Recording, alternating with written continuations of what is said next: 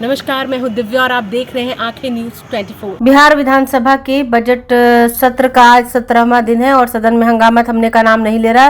महागठबंधन के विधायकों ने हाथों में तख्तियां लेकर सरकार के खिलाफ जोरदार नारेबाजी की। विपक्ष का आरोप है कि चुनाव के समय महिलाओं से किए गए वादे पहले 10,000 देने का और चुनाव के बाद 2 लाख देने का अब खोखले साबित हो रहे। विधायकों का कहना है कि ये वादे केवल चुनावी घोषणाएं थी जिन पर सरकार अमल नहीं कर रही।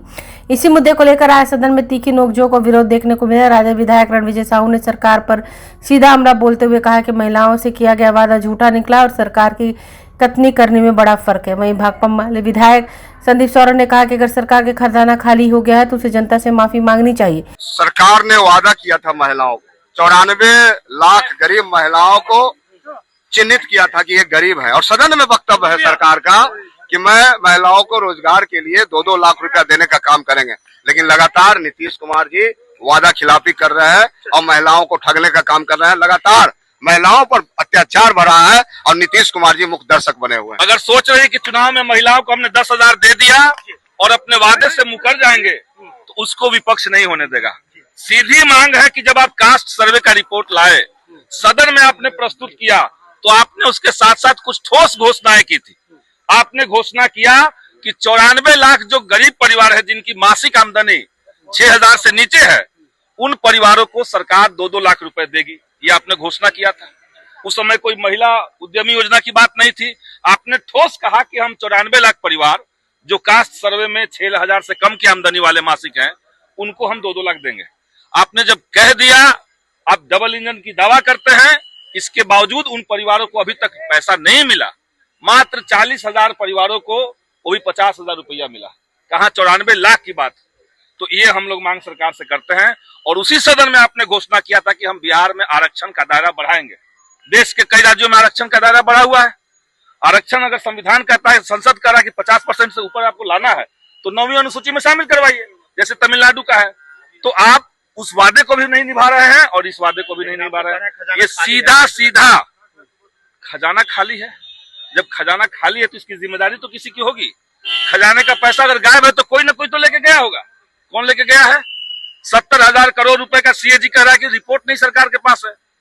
आपके पास सारी जांच एजेंसी आपके कब्जे में है, तो आप लूटिए पैसा बिहार को और 20 से 25 साल पुराना सरकार को गाली दीजिए और आज पैसा लूटिए और कहिए खजाना खाली है। तो जो घोषणा हुआ वो सरकार लागू करे और नहीं अगर खजाना खाली है तो अब जनता से माफी मांगी। न्यूज़ 24 देखते रहिए, 24 आवर्स देखते रहिए और दुनिया की अच्छी और सच्ची खबरों से अवगत होते रहिए। आंखें न्यूज़ 24 कभी नहीं करेगा आपको बोर। अगर आपने अभी तक हमारे चैनल को सब्सक्राइब नहीं किया है तो हमारे चैनल को जल्द से जल्द सब्सक्राइब करें, लाइक करें, शेयर करें। राजधानी पटना में कई वर्षों से शिक्षा में उत्कृष्ट योगदान दे रहा है Lohia Nagar Mount Carmel High School Kankarbagh Patna, जहां नर्सरी से कक्षा 12वीं तक की होती है पढ़ाई। 10वीं और 12वीं बोर्ड परीक्षा में 100% अंक का रिकॉर्ड। एक ऐसा स्कूल जहां पठन पाठन के साथ साथ बच्चों के संपूर्ण विकास का रखा जाता है ख्याल। खेलकूद, सांस्कृतिक गतिविधि, मैथ ओलंपियाड, साइंस ओलंपियाड और बहुत कुछ। आज ही कराए नामांकन की प्रक्रिया जारी है। संपर्क करें DS/16 Gayatri Mandir road, housing board colony east, Indira Nagar, Kankarbagh, Lohia Nagar, Patna. हमारा पिन कोड है 800020। पटना में कई वर्षों से शिक्षा में अहम योगदान दे रहा है Gyansthali high school Alamganj Patna city, जहां 10वीं और 12वीं की बोर्ड परीक्षाओं में 100% अंक प्राप्त कर रहे हैं बच्चे।